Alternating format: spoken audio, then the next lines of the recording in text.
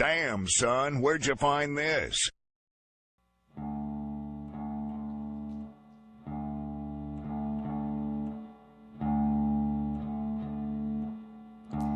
In the rearview mirror, I saw the setting sun on your neck and felt the taste of you bubble up inside me. But with everybody watching us, our every move, we do have reputations. We keep it secret, won't let them have it.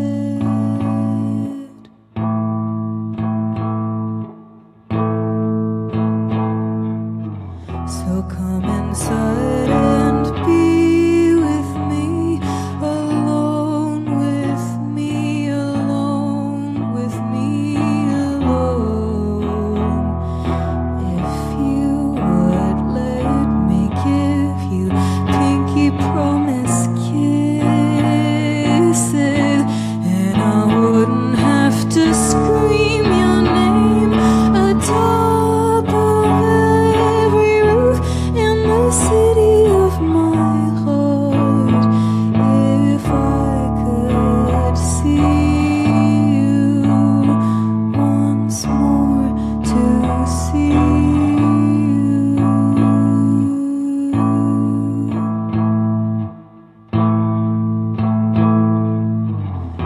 Come inside and be with me, alone with me, alone with me, alone.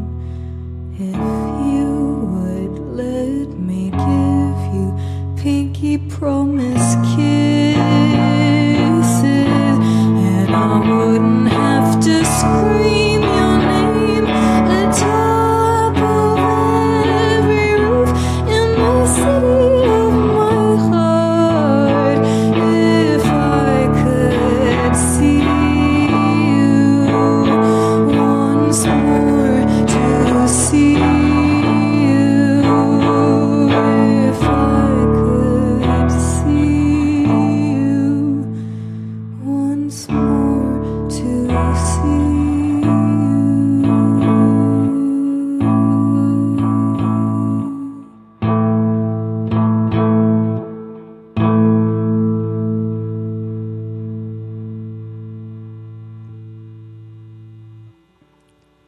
Oh, that was so beautiful.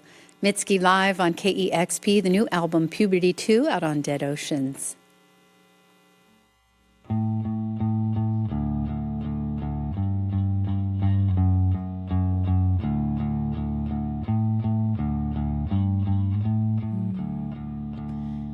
If I could, I'd be your little spoon and kiss your fingers forevermore. But big spoon, you have so much to do, and I have nothing ahead of me.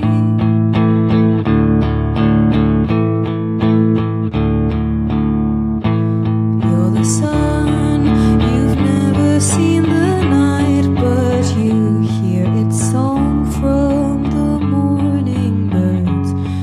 Well, I'm not the moon, I'm not even a star, but awake at night I'll be singing to the birds. Don't wait for me, I can't come.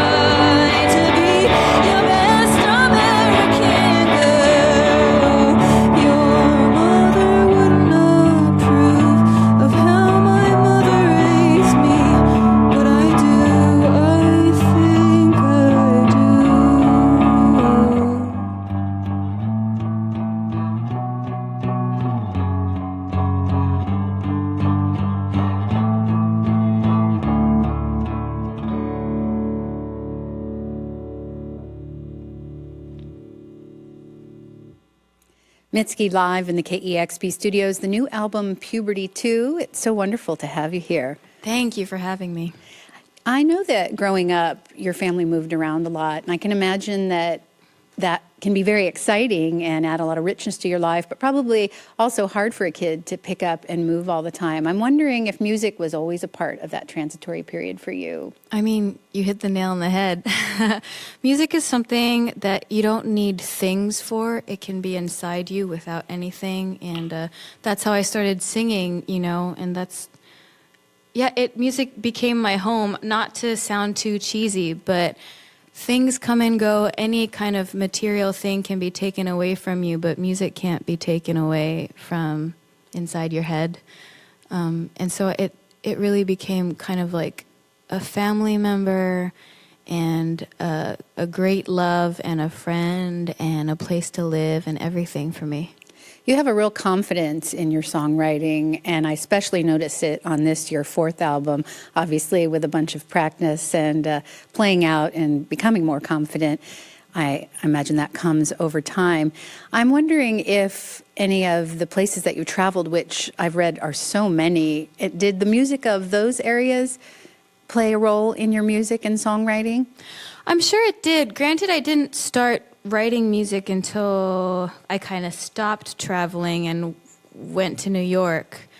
But I think, as children do, I kind of absorbed things around me, and I do think that I have a really eclectic mix of musical influences.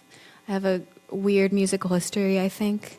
You have somewhat of a lean aesthetic, and you talk about being able to pick up and move on, not have a lot of gear. I know that you've recorded several albums, including this one with just one friend, Patrick Hyland. Is that why you do that? You just want to keep things really lean, and is that what you're familiar with? Yeah, I think so. I think maybe I also have trust issues, but it's one of those things where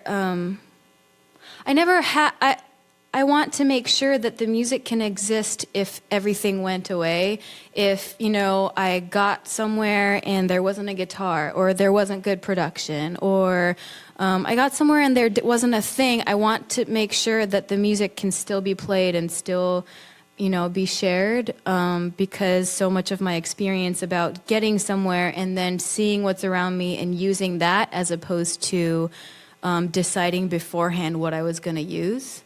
You obviously can play with a little or a lot. You've played with a band. You're playing solo today, and you and Patrick play all of the instruments on your record. And I'm wondering if you mentioned trust issues and also just being able to stay lean, but you have a compositional background, and I wonder if that affects your process, if that's why you are so comfortable doing layering and that sort of a thing, as opposed to you've yet to record sort of with a full band. Yeah, I think I do like recording with tracks as opposed to with a live band. I don't think I've ever done live band recording for my records before.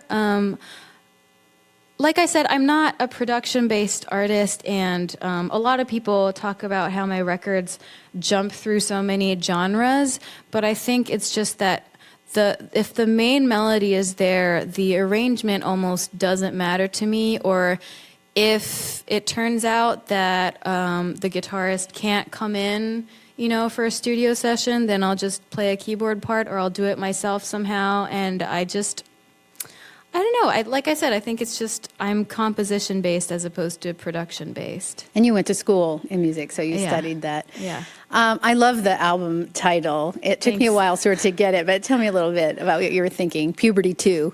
The thing is, I get this question a lot, but actually it started out as just a joke. Between me and Patrick, we were riffing on what the title should be. He said, Puberty 2.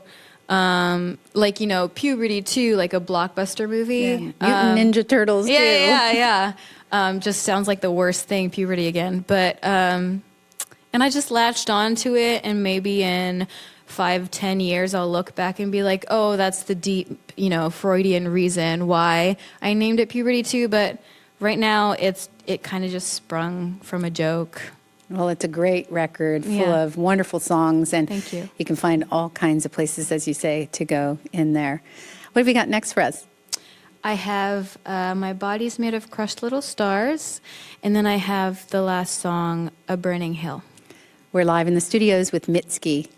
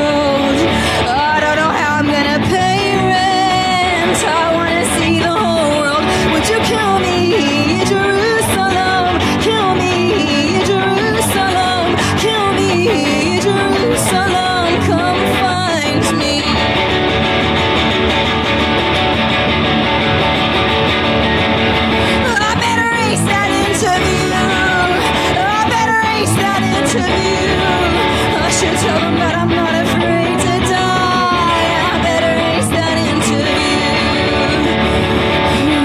I work better under a deadline. I work better under a deadline. I pick an age when I'm gonna disappear. Until then I can try again. Until then I can try again. Kill me, Jerusalem. Kill me, Jerusalem. Kill me, Jerusalem. Please kill me.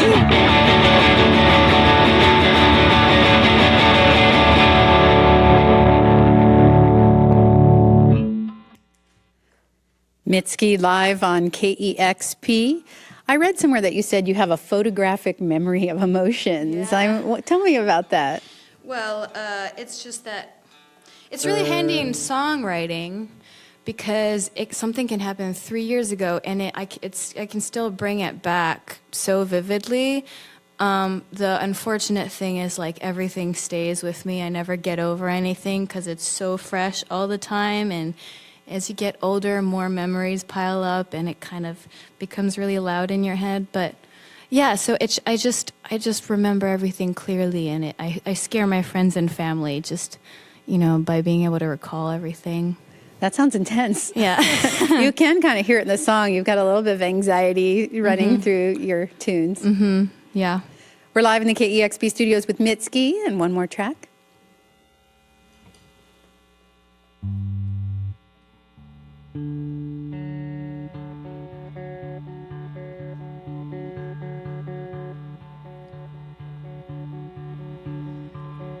Today I will wear my white button down. I'm tired of wanting more. I think I'm finally worn. For you have a way of promising things, and I've been a forest fire. I am a forest fire, and I am the fire, and I am the forest, and I am a witness watching it. I stand in a valley watching it, and you are not there at all.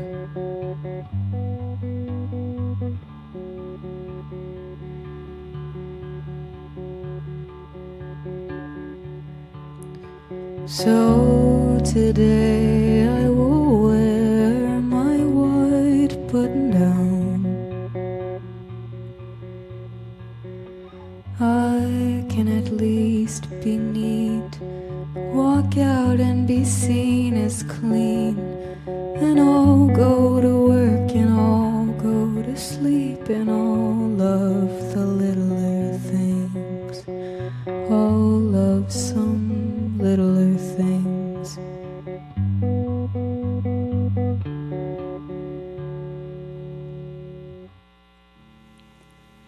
Puberty 2, the new album from Mitski, absolutely beautiful. Thank you. Thank you so much for coming in today. Thank you for having me.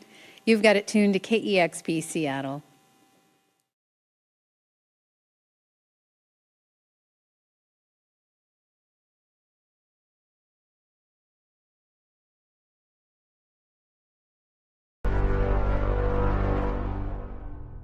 Damn, son, where'd you find this?